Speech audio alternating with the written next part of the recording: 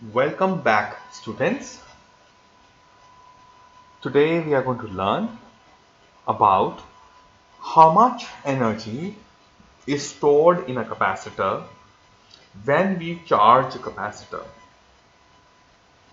A charged capacitor का मतलब one of the plates of the capacitor has become positive, another plate is negative, and there would be an electric field between the plates of the capacitor. कितनी energy store होती है, क्या formula होते हैं उस energy के, वो सीखेंगे. हम एक फैक्ट सिमुलेशन यूज करेंगे आपको और बेटर अंडरस्टैंडिंग के लिए. We will derive the formula for energy stored. We will do energy density. We'll solve a few numericals and we'll look at some board kind of beautiful numericals that have come in our exams earlier. Okay, so let's get started. तो students, यहाँ पर हम देख सकते हैं कि हमारे पास एक रेड प्लेट, एक green plate, positive and negative plates हैं कैपेसिटर की, और उनको हमने किसी बैटरी के साथ जोड़ा हुआ है. ये बैटरी को हम आहिस्ता आहिस्ता वोल्टेज बढ़ाते हैं. तो देखो ये ग्राफ क्या समझाता है हमको कि जैसे जैसे हम वोल्टेज को बढ़ाते हैं, वाई एक्सिस को बढ़ाते हैं, वैसे वैसे एक्स एक्सिस भी बढ़ता है. यहाँ जैसे जैसे चार्ज देते हैं प्लेट्स ऑफ द कैपेसिटर को, वैसे वैसे वोल्टेज बढ़ती है. ऑलराइट, तो और चार्ज देंगे तो थोड़ा सा और वोल्टेज बढ़ेगा, थोड़ा और चार्ज देंगे तो वोल्टेज और बढ़ जाएगा, पोटेंशियल डिफरेंस बढ़ जाएगा. इसको आओ हम एक सिमुलेशन के थ्रू अंडरस्टैंड करते हैं. So look here, we have a circuit here. हमारे पास एक बैटरी है. हम इसकी कैपेसिटर को हम लेट अस से हम जीरो से स्टार्ट करते हैं ना, थोड़ा सा हल्का सा वोल्टेज. इस समय 0 वोल्ट है, कोई वोल्टेज नहीं लगाया है हमने. तो यहाँ पर आप वोल्ट मीटर के रीडिंग देखो, 0 वोल्ट आ रही है. प्लेट्स पे कोई चार्ज नहीं है और ये जो बार है वो एनर्जी स्टोर्ड की बार आएगी. ओके, तो अब मैं क्या करता हूँ, आहिस्ता आहिस्ता वोल्टेज को बढ़ाता हूँ. आहिस्ता आहिस्ता वोल्टेज को बढ़ाता हूँ. देखो आहिस्ता आहिस्ता, देखो देखते रहो जरा, आहिस्ता आहिस्ता वोल्टेज बढ़ रही है. ये ऊपर वाली प्लेट प्लस होती जा रही है. मैं और चार्ज दे रहा हूँ. जैसे जैसे चार्ज बढ़ाता हूँ आप देख सकते हो इलेक्ट्रिक फील्ड भी बढ़ती है. तो यहाँ पर ये वोल्ट मीटर बताता है हमारी वोल्टेज बढ़ गई, चार्ज भी बढ़ रहा है हमारा. ये वैल्यू यहाँ पे चार्ज की रेड वाला बार है और ये येलो बार जो है वो एनर्जी का है. ओके, थोड़ा सा और वोल्टेज बढ़ाता हूँ. 0.3 से मैं 0.45 पे चला गया. थोड़ा और वोल्टेज बढ़ा रहा हूँ. अब देखो ऑलरेडी अभी इतने सारे चार्जेस प्रेजेंट हैं. अगर मेरे को यहाँ पे और पॉजिटिव लाने हैं और यहाँ पर और नेगेटिव लाने हैं तो मुझे बैटरी को पोटेंशियल बढ़ाना पड़ेगा, बड़ी बैटरी लगानी पड़ेगी, वोल्टेज बढ़ानी पड़ेगी, वर्क करना पड़ता है बैटरी को. तो आप देखें वोल्टेज बढ़ाते जा रहे हैं, हम बढ़ाते जा रहे हैं, बढ़ाते जा रहे हैं, और अब देखो मैंने मैक्सिमम कर दी 1.5 वोल्ट. एक सेल तो उतना ही दे सकता है. तो हम देख सकते हैं हमारा ये जो ग्राफ है ये भी बढ़ गया है और हमारा एनर्जी स्टोर भी खूब सारा है. राइट, तो एडिशनल चार्जेस को लाने में हमको कुछ वर्क करना पड़ा होगा ना. वही वर्क डन जो करना पड़ता है कैपेसिटर को चार्ज करने में, that is stored in the capacitor in the form of its electrical potential energy. Okay, आइए डेरिवेशन पे चलते हैं. लेट अस कंसिडर दैट हमारे पास एक पैरेलल प्लेट कैपेसिटर है. Right, let me hide some portion. Okay, तो हियर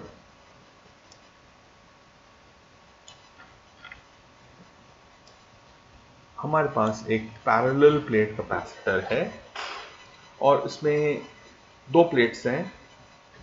दोनों का अपना अपना एरिया कैपिटल ए ईच है. दोनों के बीच में कुछ डिस्टेंस है स्मॉल डी, और उसको हमने किसी बैटरी ऑफ V वोल्ट से जोड़ दिया. तो चार्जिंग क्या होती है, पहले तो कैपेसिटर पे कोई चार्ज नहीं था. आहिस्ता आहिस्ता चार्जेस जो हैं इस पर हम बिल्ड करेंगे.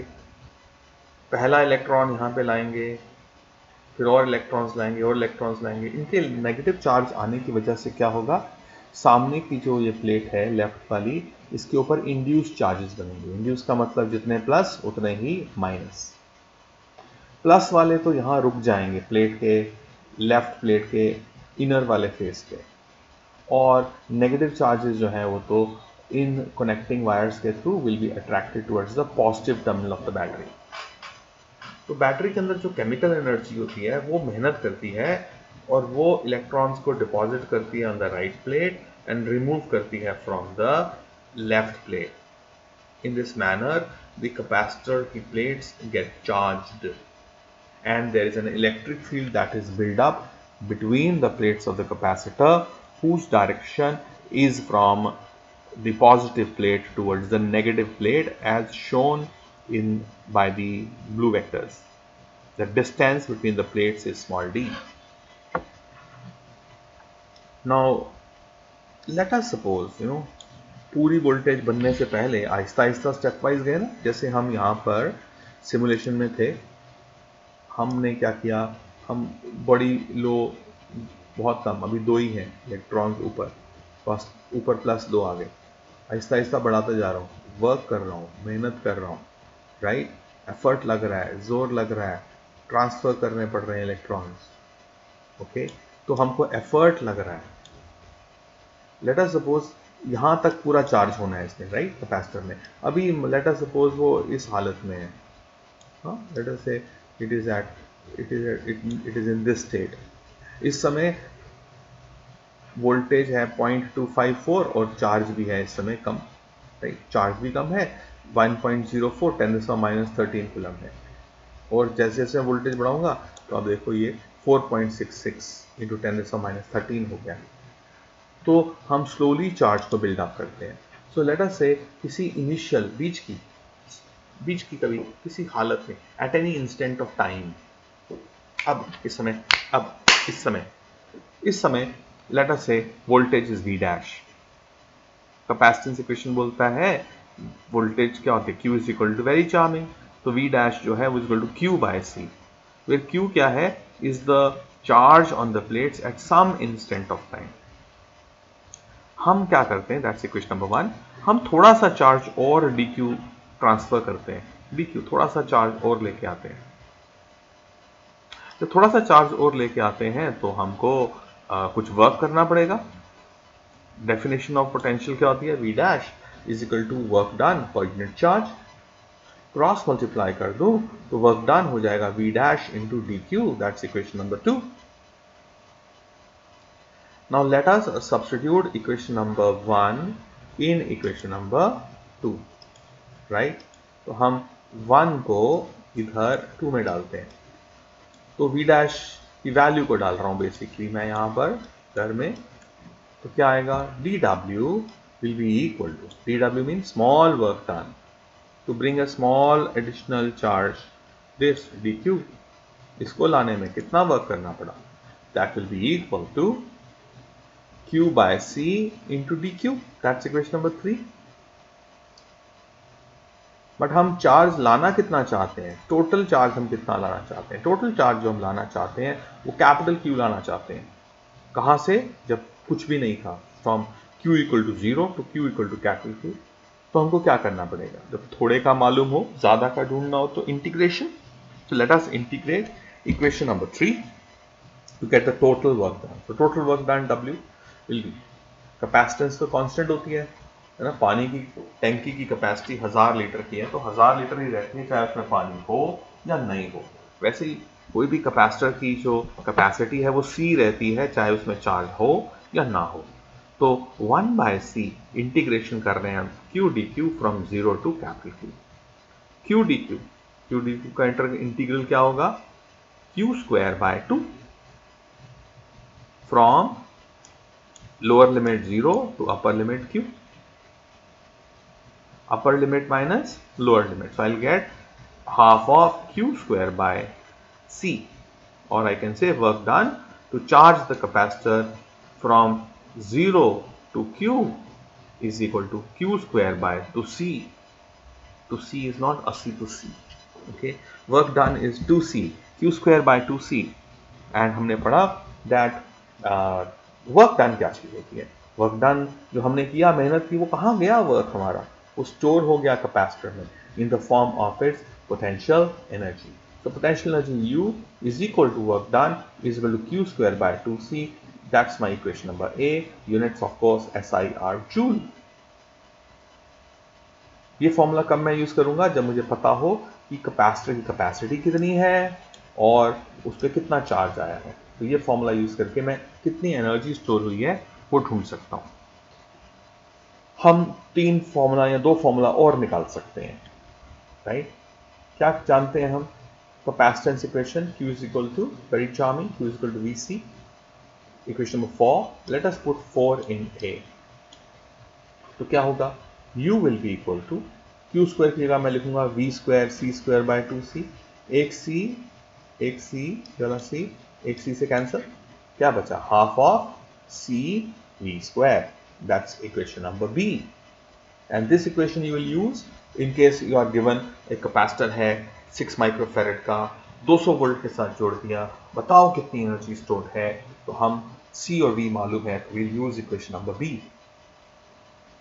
एक और स्टाइल बना सकते हैं हम, यहां से इक्वेशन नंबर 4 से देखो क्रॉस मल्टीप्लाई कर दें तो C V को इधर ले आए तो C will be equal to Q by V.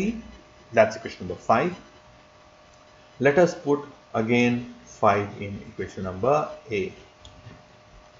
C की वैल्यू डाल रहे हैं तो क्या आएगा हमारे पास? Q स्क्वायर डिवाइडेड बाय 2 और C की जगह क्या डाल दिया हमने? Q by V. ये वाला V तो ऊपर चल जाएगा और ये वाला Q एक Q के साथ कैंसिल हो जाएगा, तो वापस क्या बचेगा? Half of QV. तो this is the third formula for the energy stored in a capacitor. इसको कब यूज करेंगे? अगर हमको पता हो कि एक कैपेसिटर को हमने 10 माइक्रोफेरेड चार्ज दिया है, माइक्रोकूलम चार्ज दिया है और उसकी वजह से उसकी वोल्टेज 15 वोल्ट हो गई है, तो बताओ उसमें कितनी एनर्जी स्टोर है? तो अगर हमको Q पता हो और हमको V पता हो तो then we will use equation number C. तो हमारे पास 3 फॉर्मूला आ गए ना स्टूडेंट्स. एक आया Q स्क्वायर बाय 2C, एक आया हाफ ऑफ CV स्क्वायर और थर्ड आ गया हमारे पास half of QV. Okay, now look here, charge versus voltage का ग्राफ. हम जानते हैं कैपेसिटी क्या होती है? कैपेसिटेंस और charge Q is equal to, very charming, Q is equal to Vc. तो अगर मैं Q बाय V का ग्राफ बनाऊंगा तो वो क्या आएगा? स्ट्रेट लाइन आएगा और वो स्लोप क्या होगी उसकी? Q by V. No we know C क्या होता है? C हमारा होता है Q अपॉन V. तो ये Q by V will be the slope of the capacitance graph. And what is the area? This blue area. Area का formula क्या होगा? क्या शेप है इसकी? ट्राइंगल. ट्राइंगल का एरिया क्या होता है? Half of base into height. तो एरिया क्या हो जाएगा? Half of base, half of voltage into height is Q, half of QV. And what is half of QV? देखो, what is half of QV? Half of QV, half of QV क्या है? This is energy stored का formula. तो बड़ी interesting बात है कि जो ग्राफ है इसमें जो ये ब्लू शेडेड एरिया है, that area is equal to the energy stored in the plates of the capacitor. And where is this energy? It's in the form of the electric field, है ना? Electric field setup होती है ना. ये देखो, जब हम कैपेसिटर को चार्ज करते हैं तो उसके बीच में एक इलेक्ट्रिक फील्ड सेटअप हो जाती है. ज़्यादा चार्ज हो तो ज़्यादा इलेक्ट्रिक फील्ड, इसका मतलब ज़्यादा एनर्जी. और अगर कम चार्ज है, चार्ज कम है, तो इलेक्ट्रिक फील्ड भी कम है और जो है एनर्जी स्टोर भी कम है, right? The next thing that we are learning now is energy density of a capacitor.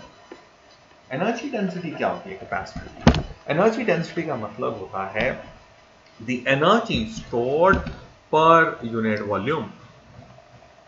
Here, small u symbol is capital U upon volume. हर एक कैपेसिटर की कुछ वॉल्यूम होती है ना. कैपेसिटर का वॉल्यूम तो होता ही है, ठीक? ये कैपेसिटर का एक कैपेसिटर है, उसकी एरिया ऑफ द प्लेट्स है A. अब अपना दोनों हाथ निकालिए जरा बाहर प्लीज. और उनको नमस्ते के स्टाइल में रखिए, थोड़ा सा दूर ले जाएं। और ये दो हाथ आपके एक कैपेसिटर की तरह बिहेव कर रहे हैं। इन कैपेसिटर्स का एरिया है ए कितना है, आपके पाम का एरिया, आपके हाथ का, हथेली का एरिया ए, और उनके बीच में कुछ गैप है ना, नमस्ते को दूर किया ना थोड़ा सा आपने, तो आपके जो हाथों के बीच में जो गैप है वो है हमारा डी, राइट। तो अब वॉल्यूम होगा ना इसका कुछ ना कुछ।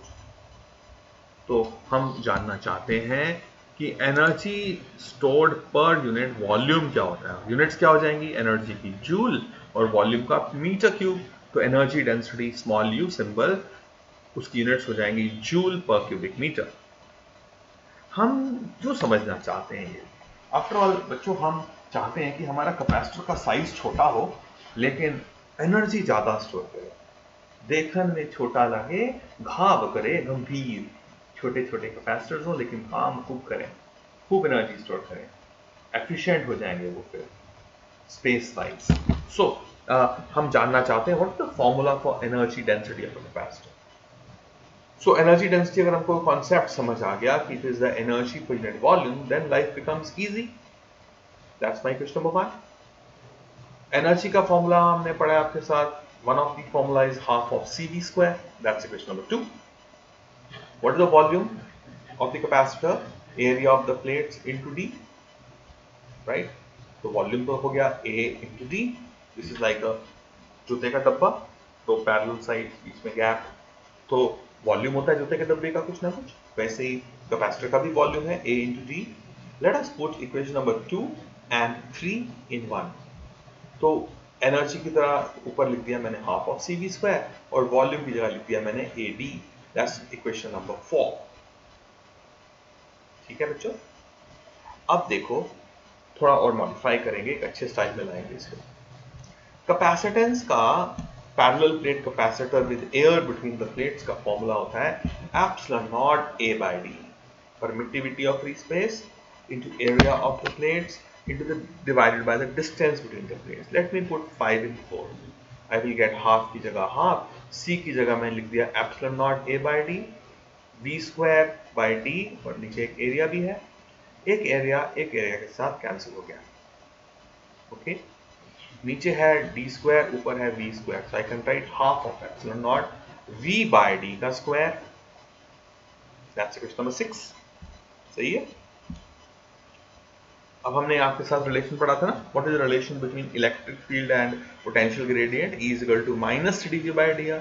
माइनस तो सिर्फ साइन बताता था, dV is the difference in voltage, dr is the distance between the two plates. So here electric field E will be, इनके बीच का पोटेंशियल डिफरेंस V है, डिस्टेंस D है, so E is equal to V by D, या V by D is equal to E। Equation number 7। Let me substitute 7 in 6। I will get the energy density of a capacitor small u is half of epsilon naught E square joule per cubic meter। तो ये बड़ा interesting सा formula आ गया, half of epsilon naught E square। Okay, now entrance exam में बच्चों पता क्या पूछ जाता है, पूछ लेते हैं बताओ what are the dimensions of epsilon naught E square। Equation तो ये है, अगर किसी को ये फॉर्मूला याद रहे, that potential energy per unit volume is half of epsilon not E square, तो डायमेंशन ढूंढना काफी आसान हो सकता है। अगर आप पहले एप्सिलॉन नॉट की डायमेंशन ढूंढो, फिर इलेक्ट्रिक फील्ड की डायमेंशन ढूंढो, फॉर्मूला में डालो, वो तो बहुत ही लंबा होने वाला है। दूसरा स्टाइल करते हैं, देखो कैसे। एनर्जी डेंसिटी क्या होता है, energy per unit volume, work done per unit volume. Work done होता है m1 L2 T-2, वॉल्यूम होता है L cube. So overall dimension हो जाएंगी m1 L-1 T-2। तो एनर्जी डेंसिटी के फॉर्मूला से चलोगे तो आसान हो जाएगा। अगर आप इधर से गए, राइट हैंड साइड पे गए, फिर मुश्किल हो जाएगा। एप्सिलॉन नॉट की डायमेंशंस, ई की dimensions, that will be a complicated thing. Okay, so now आइए एक न्यूमेरिकल देखते हैं। It says a 10 microfarad capacitor is connected to a 200 volt battery. What is the energy stored in it? Numerical को 2 बार पढ़ लेना चाहिए। आप पॉज करके खुद से पढ़ो। अब देखिए, what is given to us, we are given को हमको सिंबल फॉर्म में लिखना चाहिए। कैपेसिटर गिवन है सी, कितने वैल्यू का, 10 माइक्रोफेरेड। 10 माइक्रोफेरेड, माइक्रोफेरेड को फेरेड में कन्वर्ट करो, माइक्रो मतलब 10⁻⁻⁶, ये बन जाएगा 10 इंटू 10⁻⁻⁶, विच इज 10⁻⁻⁵ फेरेड। नाउ किसके साथ जोड़ा है हमने उसको, 200 वोल्ट बैटरी, तो V हमारा 200 वोल्ट, इसको भी लिख सकते हो ऐसे 2 इंटू 10⁻²। टू फाइंड क्या करना है, हमको ढूंढना है what is the potential energy store. अब हम फॉर्मूला सोचेंगे ना, 3 फॉर्मूला है हमारे पास। हमको गिवन है C, हमको गिवन है V, तो the formula should be half of CV square. Half of CV², C की वैल्यू को डाल देते हैं 10⁻⁻², V स्क्वायर, V स्क्वायर को आ जाएगा 2 इंटू 2 एंड 10⁻² इंटू 10⁻², 10⁻⁴, दो कैंसिल, क्या बचा 2 इंटू 10⁻⁻⁻1 जूल्स। 10⁻⁻5 और 10⁻⁴, bases are same, powers get added, -5 and 4 -1, so 10⁻⁻1 मतलब 1/10, so potential energy stored is 0.2 joule. Okay, now let us look at a numerical that came in the JK Bose exam in 2017. बहुत ही अच्छा वाला numerical था, काफ़ी सारे बच्चे जो हैं इसमें धोखा खाते थे। ये ट्यूशन वाले बच्चे जो थे, ये इनकी बड़ी प्रॉब्लम होती है, तो ध्यान दो, मेरे साथ रहो तो बहुत मस्त होके आपको मैं न्यूमेरिकल सिखा सकता हूँ, पर थोड़ा सा ध्यान तो देना ही पड़ेगा। तो आइए, हमारे पास क्या गिवन है, हमारे पास गिवन है that a 600 microfarad capacitor is charged to 200 volts। तो क्या मतलब, हमने एक कैपेसिटर लिया, मन में फोटो बननी चाहिए ना, एक कैपेसिटर लिया, उसको हमने 200 वोल्ट के साथ जोड़ा, चार्ज हो गया वो। फिर बोलता है आगे, and it is then connected to a similar uncharged capacitor. आपने एक और कैपेसिटर वैसा ही लिया, उस पर कोई चार्ज नहीं है, उसको कोई बैटरी के साथ नहीं जोड़ा गया है, अब आप उसको आपस में जोड़ते हो, ऐसा लगेगा। अपने वापस दोनों हाथ निकालो और एक आपकी पॉइंटर फिंगर और थंब ऐसा सी बनाओ, दोनों लेफ्ट हैंड और राइट हैंड दोनों से, ठीक है। अब मान लो आपका लेफ्ट हैंड चार्ज कैपेसिटर है, राइट हैंड अनचार्ज कैपेसिटर, दोनों एक जैसे हैं। अब आप क्या करो, अपने थंब को और अपनी फोर फिंगर को टच कराओ, तो एक कैपेसिटर चार्ज है, दूसरा अनचार्ज है, तो क्या होगा, जैसे एक आपकी टंकी है, पानी से भरी हुई है, दूसरी टंकी खाली है, उनको आपस में टच कराओगे तो क्या होगा, दोनों एक जैसी हैं, तो पानी ट्रांसफर हो जाएगा ना, आधा आधा, आधा पानी एक टंकी में रहेगा, आधा पानी दूसरी टंकी में चला जाएगा, आपने नीचे से उनको कनेक्ट कर दिया है। ऐसे ही कैपेसिटर में भी sharing of charges will take place, ये बन जाएंगे दो capacitors which are connected in parallel with each other. हम ढूंढना चाहते हैं कि अगर ऐसा होगा, दो कैपेसिटर्स को आपस में टच कराएंगे, तो what is the energy lost in the process. 5 mark का क्वेश्चन था ये, 5 मार्क्स, तो बहुत ही अच्छा क्वेश्चन था। आओ समझते हैं कैसे करेंगे इसको। तो सबसे पहले हमने एक कैपेसिटर बना लिया, 600 माइक्रोफेरेड का मतलब हो गया 6 इंटू 10⁻⁻⁴ फेरेड, और वोल्टेज है उसको दी हमने 200 वोल्ट्स, राइट। तो कितना चार्ज होगा इसकी प्लेट्स पे, आओ लेट अस यूज इनिशियल क्या हालात हैं, आई Q is equal to very charming, V कितना 200 volts, capacity 6 into 10⁻⁴, so if I do this I find that okay, I find that the charge will be 6 2s are 12, 12 into 10⁻⁻² coulomb, एक capacitor पे इतना charge है, right. Energy कितनी है, क्योंकि energy lost करना है तो हमको पता होना चाहिए ना पहले इनिशियली एनर्जी कितनी है। Initial energy EI will be half of CV square, I can use that formula, C मालूम है, V मालूम है, हाफ ऑफ CV स्क्वायर करता हूं, तो आप देख सकते हैं कैसे किया मैंने, वो एनर्जी मेरे पास आ जाती है बच्चों 12 जूल। तो अभी तक मुझे दो चीजें कैलकुलेट कर ली कि इस कैपेसिटर पे चार्ज कितना है और इस इनिशियल कैपेसिटर की चार्ज कैपेसिटर की एनर्जी कितनी है, वो है 12 जूल। ओके, ढूंढना है हमको change of energy, that means final energy minus initial energy. Okay, जब जोड़ दिया ना, जोड़ दिया तो क्या होगा, एक पूरी टंकी पानी की तो जोड़ दिया खाली टंकी के साथ, तो आधा आधा पानी शेयर होगा।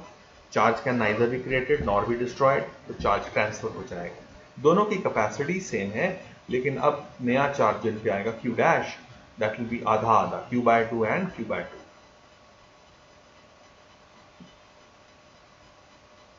अब व्हाट इज द एनर्जी का फॉर्मूला, क्या कौन सा यूज करें। अब हमको क्या मालूम है, हमको मालूम है एक का चार्ज कितना है, हर एक पे चार्ज कितना है और एक की कैपेसिटी कितनी है। So I am going to use the formula Q²/2C। Q क्या है, Q डैश, Q डैश का स्क्वायर बाय 2C। तो final energy will be energy on the first capacitor plus energy on the second capacitor. दोनों एक जैसे हैं इसलिए दोनों में सेम सेम एनर्जी होगी, आधी एक के पास जाएगी आधी दूसरे के पास, तो energy final will be twice of energy of one. And energy of one का फॉर्मूला Q'²/2C। 2 कैंसिल हो जाएगा ना, इसका डिनोमिनेटर का 2, एक न्यूमरेटर का 2, तो बचेगा आपके पास एनर्जी फाइनल का formula Q'²/C, that's equation number 2। और चार्ज Q डैश है कितना, तो हाफ ऑफ Q है, तो आओ इसको डालते हैं इसके अंदर, Q डैश हो जाएगा, Q कितना था हमारे पास, 12 × 10⁻²। हाफ ऑफ 12 × 10⁻² हो जाएगा 6 × 10⁻²। सो 6 × 10⁻² कूलम। 3 को डालते हैं 2 में, एनर्जी फाइनल आएगा 6 6 36 10⁻⁴ अपॉन कैपेसिटी। कैपेसिटी कितनी है, एक की 6 × 10⁻⁴, तो उससे डिवाइड किया तो मेरे पास एनर्जी फाइनल आ गया 6 जूल। तो फाइनल एनर्जी 6 जूल है। इनिशियली एनर्जी थी हमारे पास 12 जूल, तो फाइनल माइनस इनिशियल करूंगा, 6 जूल माइनस 12 जूल, तो change of energy minus 6 joule. Minus का मतलब लॉस हो गया, ये लॉस कहाँ हो गया, एनर्जी कहाँ गई बच्चों।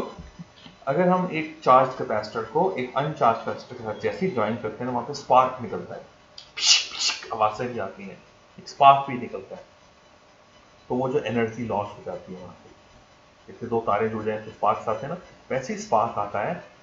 मैं वीडियो बना के भेजूंगा आपको, नहीं तो जब स्कूल में आओगे तो मैं आपको कैपेसिटर को चार्ज करूंगा और उसके साथ हम स्पार्क करके दिखेंगे आपको। ओके, तो नेगेटिव का मतलब लॉस एनर्जी हुआ, and this energy loss is in the form of heat and sound and light, जो निकलती है जब स्पार्क्स पैदा होते हैं।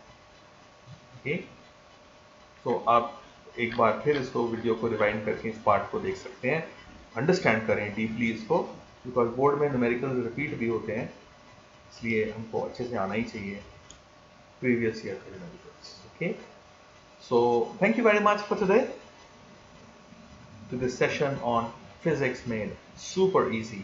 I am Manish Gulati from Happy Model Higher Secondary School at Utampo. If you like this lesson and the simulation of PhET, kindly leave a like in the YouTube channel and also subscribe to the channel. Thank you very much. Signing off today.